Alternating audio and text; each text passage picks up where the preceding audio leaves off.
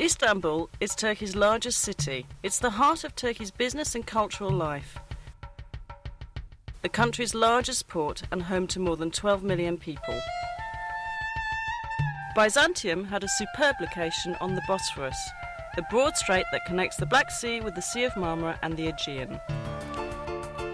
Roman Emperor Constantine I chose Byzantium as his new imperial capital.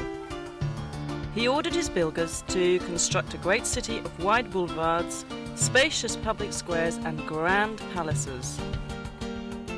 It was designated as the New Rome in 330 AD and named after him, Constantinople.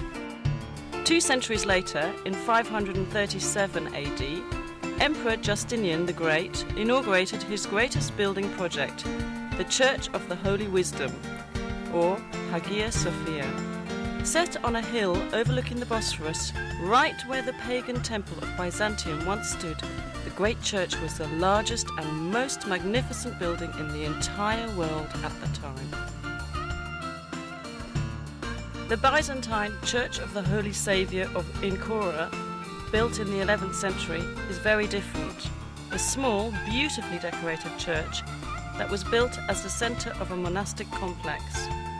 Located near the city's massive land walls, it boasts the finest Byzantine mosaics in the entire region.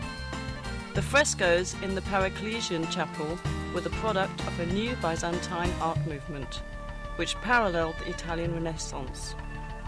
The church is now a museum. Near Hagia Sophia was the city's hippodrome, a place for public games, tournaments, chariot races and special events. Along its spina, or central dividing line, are the great relics of the past. An Egyptian granite obelisk brought by ship from the Nile. A bronze serpentine column, once topped by 3 serpent heads. The column of Constantine, which in Byzantine times was covered in plates of gleaming bronze. The armies of Sultan Mehmet II conquered the imperial city in 1453, putting an end to the Byzantine Empire. The Ottoman sultans beautified their new capital, constructing great buildings that rivaled those of the Byzantines.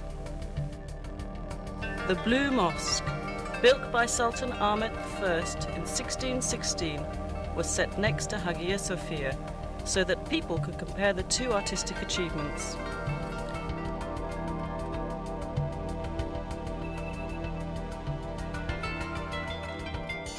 The Sultan endowed his great imperial mosque with many other buildings to serve the people. Fountains, a health clinic, a soup kitchen for the poor, a Turkish bath, a theological seminary, living quarters, shops and storehouses. Topkapi Palace, known as the Seraglio to Europeans, was the home of the imperial family and the centre of the empire's government. Constructed between 1465 and 1478, it was expanded and modified dozens of times over the next 4 centuries. It is a beautiful, livable place of gardens, pavilions and sumptuous royal chambers. Many of them are decorated with priceless Turkish tiles. The most popular section of Topkapi is the Imperial Harem, legendary for its luxury, romance and intrigue. Mozart wrote his famous opera, The Abduction from the Seraglio, about it, and many other artists have let their imaginations fly with visions of what went on there. Located on major trade routes, Istanbul has always been an important commercial city. The Grand Bazaar, with its 4,000 shops, is among the world's most fascinating markets. It's truly a small city in itself.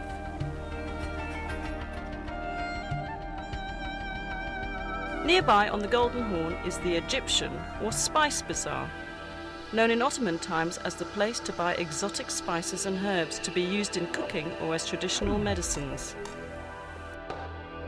Crowning a hill overlooking the city is the Süleymaniye, or Mosque of Sultan Süleyman the Magnificent, the largest of Turkey's imperial mosques.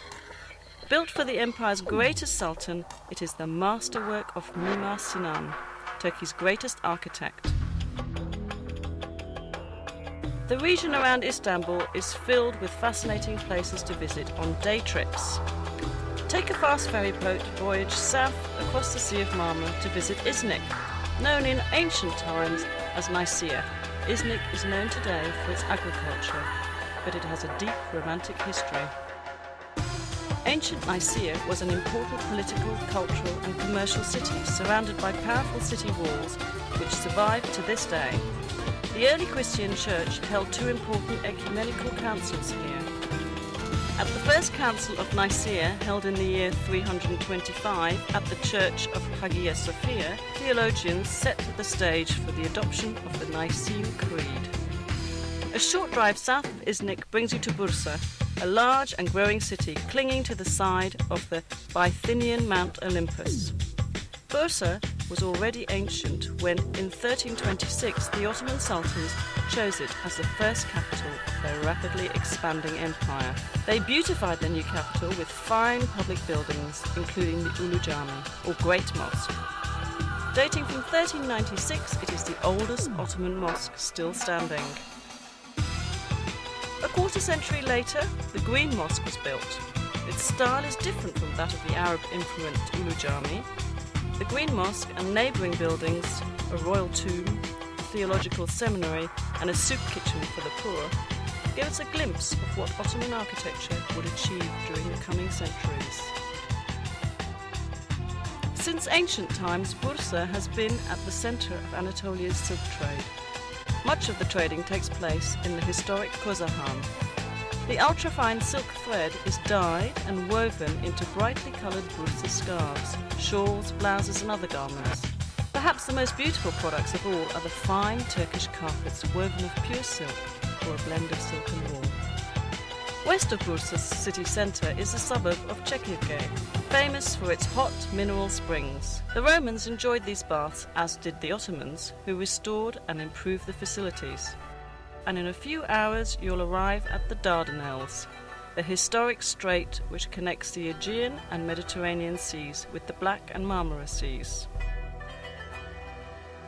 During World War I, Winston Churchill sent a huge Allied fleet to force its way through the Dardanelles in order to capture Istanbul and reopen the sea lanes to Russia.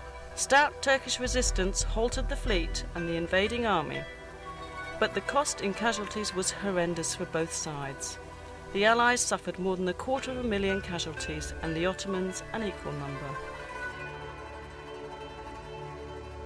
Overlooking the southern mouth of the Dardanelles stands ancient Troy.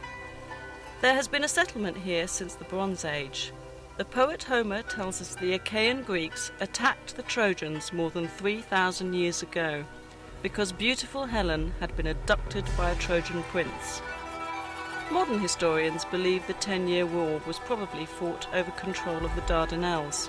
Whatever the cause, the Trojans lost.